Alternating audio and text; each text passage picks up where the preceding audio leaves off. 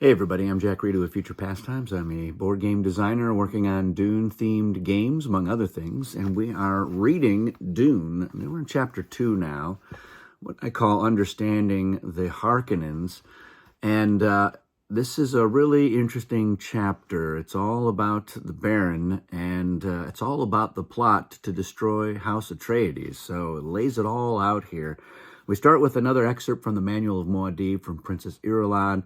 We're talking about you can't understand Muad'Dib without understanding his mortal enemies, the Harkonnens, and it's like trying to see light without darkness. So laying out a very stark contrast between House Atreides that we just kind of met in the first chapter and House Harkonnen in the second chapter. So this chapter has three characters in it. The Baron, Vladimir Harkonnen, is there. His mentat, Piter de Vries, and the Baron's nephew, Feyd-Rautha, the heir apparent to House Harkonnen. And this chapter dives right into it. The plot to destroy House Atreides, and that Atreides moving to Arrakis is a trap, and that they know that the Duke knows that it's a trap, but they are confident that the trap is going to work anyway. And the Baron instructs Piter to explain the plan to Feyd. And really what he's doing is he's explaining it to us, the readers, and using Feyd as a proxy for us. So, we get the impression that Feyd has not been privy to a lot of the secretive plans because he's kind of bored for the first part of the chapter until they get into the plan, and then he perks up. And he's thinking, oh, good, finally we get some juicy details. And what's interesting is we learn a little bit about Feyd. He's a couple of years older than Paul, but he seems like he's not nearly as mature and as controlled and as thoughtful as Paul. And later we'll learn that Paul is actually training to become a mentat, and we're getting a little bit more about what a mentat is here.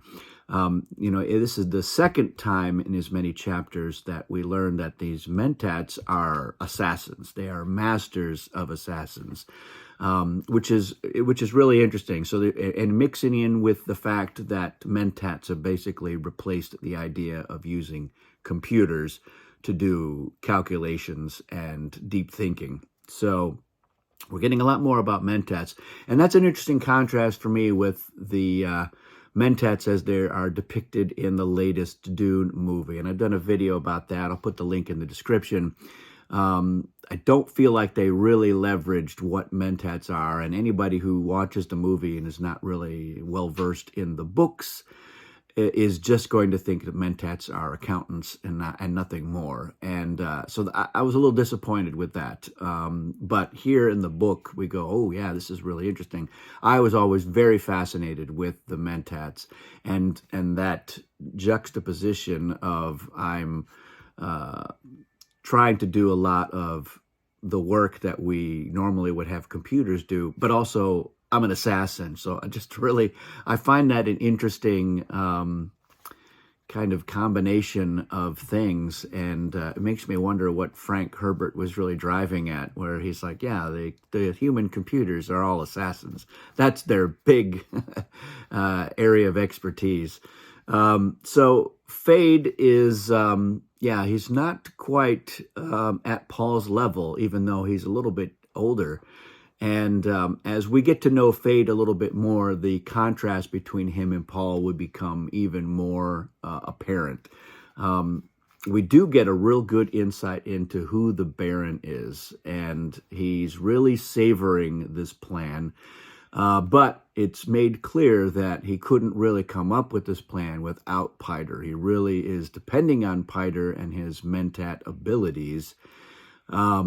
Which again is another contrast. In the movie, it seems like the Baron is really the man in control, and that Piter is just there to fill out paperwork. I don't know what, but here the Baron is he's got a lot of aspirations for what he wants to get done, but he requires Piter, and Piter knows this, and Piter has been taking advantage of it. We learn that he is clearly addicted to the spice. He consumes so much of it that his eyes are blue within blue, which at this point of the book is merely hinted at. We'll get a better understanding that that's something that all the Fremen have, and it's because of the saturation of the spice in their entire lifestyle.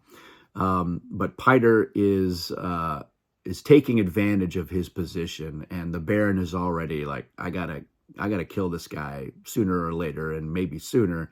Once he's run out of usefulness. And Piter is aware of this too. He's like, oh, I know you're going to kill me at some point, Baron, but not until I have become, useless to you, and I'm still very useful. But Piter, I think, thinks he has more time than the Baron thinks he has. So that's kind of an interesting dynamic there as well. And they allude to the fact that the Baron can eventually get another Mentat. He's like, Baron says, where will I find another Mentat like you? And Piter's like, probably where you found me. So it's interesting that interplay. And this Baron is much more like the Baron as depicted, I think, in the miniseries. I think that's actually probably the most faithful version of the Baron. The one in the Lynch movie is a little bit different. I think they leaned more into the grotesque nature of the Baron, and they doubled down on it by having him covered in open sores, apparently from a number of sexually transmitted diseases.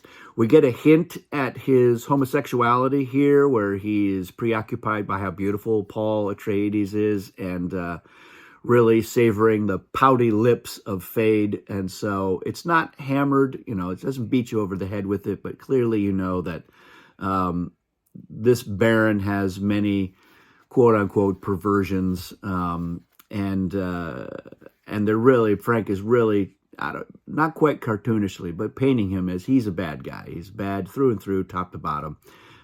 He's so big that he needs suspensors to support his weight, 200 kilos. So he's big, and he's a little bit over the top, and very snarky. So we get a sense that it's House Atreides is a lot more refined. They're talking about how they get this response from Duke Leto. That's a very formal response, and it's talking about Canley and vendetta, and the forms must be obeyed. And so that is, Atreides is by the books, and the Harkonnen are a little bit more fly by the seat of your pants. They lay right out in here the plot. Piter goes step by step what they're in. They let you know right away that Dr. Yui is the traitor, despite the fact that he is a Suk graduate with Imperial conditioning. And they lay out that they're going to lay a trail to make the Atreides, Mentat, Thufir Hawat think that it's Lady Jessica who is the traitor.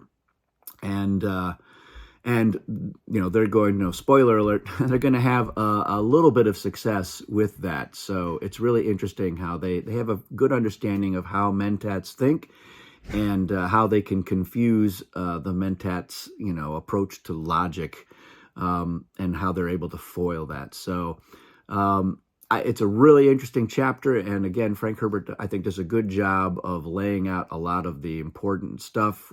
We understand that the Emperor is backing the Harkonnens' move here, and that they're going to be supplying Sardaukar, and that the Sardaukar are these feared terror troops. And so it's got some really good details.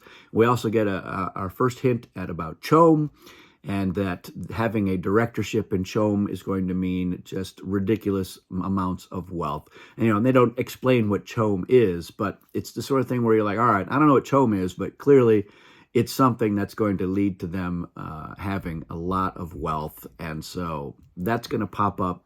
Chom is going to pop up in these little tidbits all throughout the book, without them really, breaking it down and saying, well, what is Chom? And I found that interesting. I mean, even as a teenager, when I first read this, I had no understanding of what the heck Chom was, but at the same time, I got that it was an important part of the Imperium, that the Landsraad had ties to it, and that having a lot of control within Chom was a counter to the Emperor's power. And so I was able to take that away, and I was able to glean that, even to start to glean that from this chapter. So again, I think that first chapter of Dune is an amazing first chapter to a book, and the second chapter, I think, is perfectly put in. It's a great next step because we are basically doubling our understanding so far of what this world is.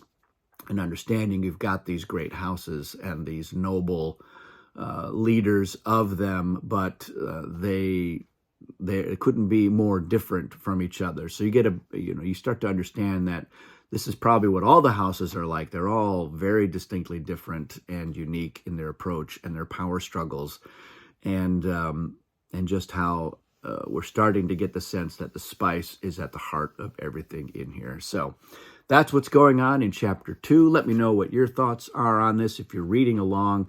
If you have questions about any of it, get into it. Well, we can have a discussion in the comments, and hopefully clear that up and get some better understanding as we continue on. So that's it for this chapter of Dune. Thanks for watching. We'll see you again soon.